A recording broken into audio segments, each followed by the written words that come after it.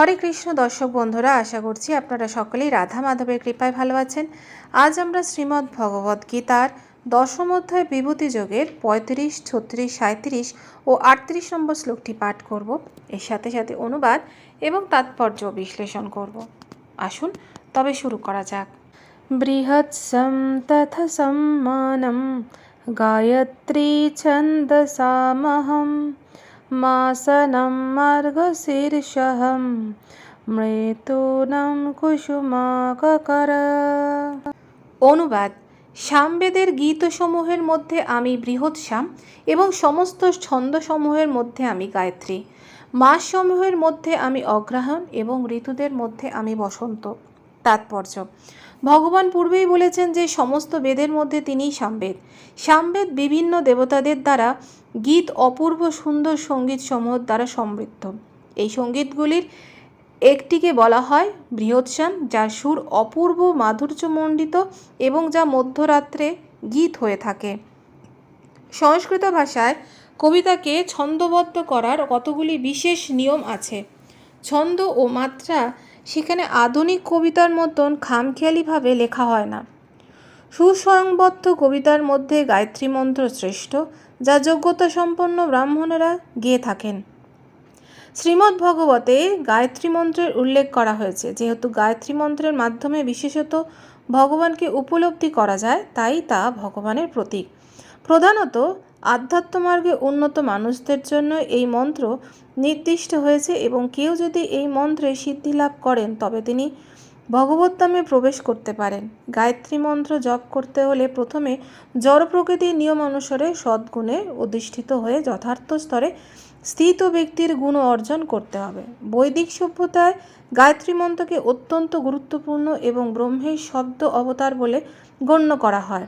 ব্রহ্মা এই মন্ত্রের প্রবর্তক এবং তা গুরু শিষ্য পরম্পরায় তার থেকেই নেমে এসেছে। সমস্ত মাসের মধ্যে অগ্রহায়ণ মাসকে বছরের শ্রেষ্ঠ মাস বলে গণ্য করা হয়, কারণ ভারতবর্ষে এই সময় ক্ষেতের ফসল সংগ্রহ করা হয় এবং জনসাধারণ এই সময় আনন্দ অনুভব করেন। অবশ্যই বসন্ত এমনই একটি ঋতু যে সমগ্র জগতে সকলেই তা পছন্দ করে, কারণ বসন্ত ঋতু নাতিশীতোষ্ণ এবং এই সময় গাছপালা ফুলে ফলে শোভিত হয়। বসন্তকালে শ্রীকৃষ্ণের লীলা সময়ে স্মরণ করে অনেক মহোৎসব উদযাপিত হয়। তাই বসন্ত ঋতুকে সর্বাপেক্ষা আনন্দ উজ্জ্বল ঋতু বলেই গণ্য করা হয় এবং ঋতুরাজ বসন্ত ভগবান শ্রীকৃষ্ণের প্রতিনিধি। দূতম ঝলয় তস্মৈ তেজ তেজসি নামহম জয় হস্মি ব্যবসায়স্মি স্বত্বম স্বত্বপতামহম। অনুবাদ: সমস্ত বঞ্চনাকারীদের মধ্যে আমি ধূত ক্রীড়া এবং তেজস্বীদের মধ্যে আমি তেজ, আমি বিজয়, আমি উত্তম এবং বলবানদের মধ্যে আমি বল। তাৎপর্য: সমগ্র ব্রহ্মাণ্ডে নানা রকম প্রবঞ্চনাকারী আছে। সব রকম প্রবঞ্চনার মধ্যে দ্রুত ক্রীড়া সর্বোপরি, তাই তা শ্রীকৃষ্ণের প্রতীক। পরমেশ্বর রূপে শ্রীকৃষ্ণ যে কোনো সাধারণ মানুষের থেকে অনেক বড় প্রবঞ্চক হতে পারেন। শ্রীকৃষ্ণ যদি কাউকে প্রতারণা করতে চান তাহলে কেউ তার সঙ্গে সে ছলনা এড়াতে পারে না। কেবল কতিপয় বিষয় নয়, ভগবান সব ব্যাপারেই শ্রেষ্ঠ বা মহান। বিজয়ীর মধ্যে তিনিই জয়, তিনি তেজস্বীর তেজ, উদ্যমী ও অধ্যবসায়ীর মধ্যে তিনি সর্বোৎকৃষ্ট উদ্যমী ও অধ্যবসায়ী। দুঃসাহসীদের মধ্যে তিনিই শ্রেষ্ঠ দুঃসাহসী এবং বলবানদের মধ্যে তিনিই শ্রেষ্ঠ বলশালী। শ্রীকৃষ্ণ যখন এই জগতে প্রকট ছিলেন তখন তার মতন শক্তিশালী আর কেউ ছিল না। এমনকি তার শৈশবেও তিনি গিরি গোবর্ধন পর্বত তুলেছিলেন। তার মতন প্রবঞ্চক কেউ নেই, তার মতন তেজস্বী কেউ নেই, তার মতন বিজয়ী কেউ নেই এবং তার মতন উদ্যমীও কেউ নেই এবং তার মতন বলবানও কেউ নেই। বৃষ্ণিনাম বাসুদেবহস্মি পাণ্ডুবানাম ধনঞ্জয় মুনিনামম অপহম ব্যাস কবিনামম উশান কবি। অনুবাদ: বৃষ্ণিদের মধ্যে আমি বাসুদেব এবং পাণ্ডবদের মধ্যে আমি অর্জুন, মুনিদের মধ্যে আমি ব্যাস এবং কবিদের মধ্যে আমি উশনা। তাৎপর্য: শ্রীকৃষ্ণই আদি পরমেশ্বর ভগবান এবং বলদেব তার সাক্ষাৎ কায়বুচ্চ। শ্রীকৃষ্ণ ও বলদেব উভয়েই বাসুদেবের পুত্ররূপে অবতরণ করেন, তাই তাদের দুজনকেই বাসুদেব বলে অভিহিত করা যেতে পারে।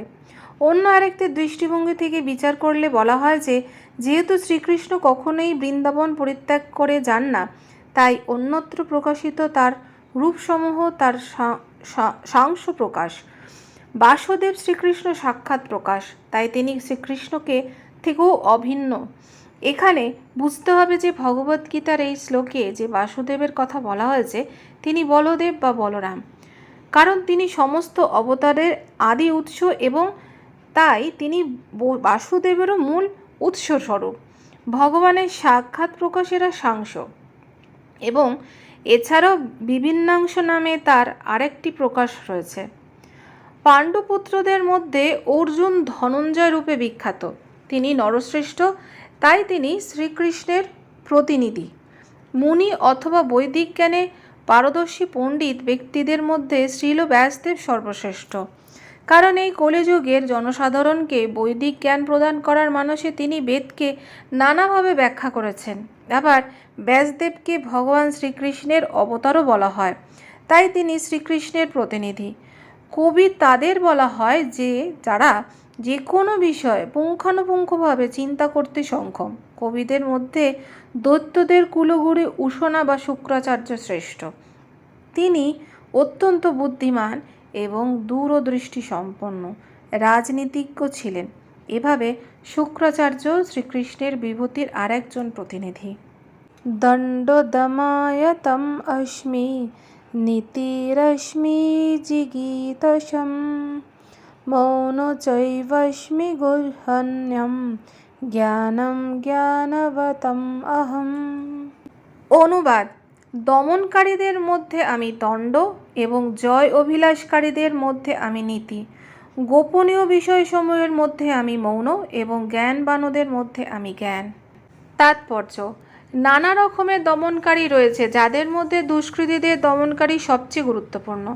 দুষ্কৃতীদের শাসন করা যে দণ্ড তা শ্রীকৃষ্ণেরই প্রতীক। মানুষ ভিন্ন ভিন্ন ক্ষেত্রে বিজয় লাভের প্রচেষ্টা করে, তাদের মধ্যে সর্বশ্রেষ্ঠ বিজয় নৈতিকতা। শ্রবণ, মনন ও ধ্যান আদি পূজ্য কার্যকলাপের মধ্যে মৌনতাই সবচেয়ে গুরুত্বপূর্ণ, কারণ মৌনতার মাধ্যমে অতি দ্রুত পারমার্থিক উন্নতি লাভের করা যায়। জ্ঞানী তাকেই বলা হয় যিনি জড় ও চেতনার মধ্যে পার্থক্য নিরূপণ করতে পারেন, অর্থাৎ তিনি ভগবানের উৎকৃষ্ট ও নিকৃষ্ট প্রকৃতির মধ্যে পার্থক্য নিরূপণ করতে পারেন। এই জ্ঞান শ্রীকৃষ্ণ স্বয়ং। তাহলে দর্শক বন্ধুরা, এই ছিল আমাদের শ্রীমদ্ ভগবদ্গীতার 10ম অধ্যায় বিভূতি যোগের 35, 36, 37 ও 38 নম্বর শ্লোকের তাৎপর্য। আগামী পর্বে আপনাদের সাথে আবার দেখা হবে পরবর্তী শ্লোক নিয়ে। আপনারা ভালো থাকুন, সুস্থ থাকুন। রাধে রাধে।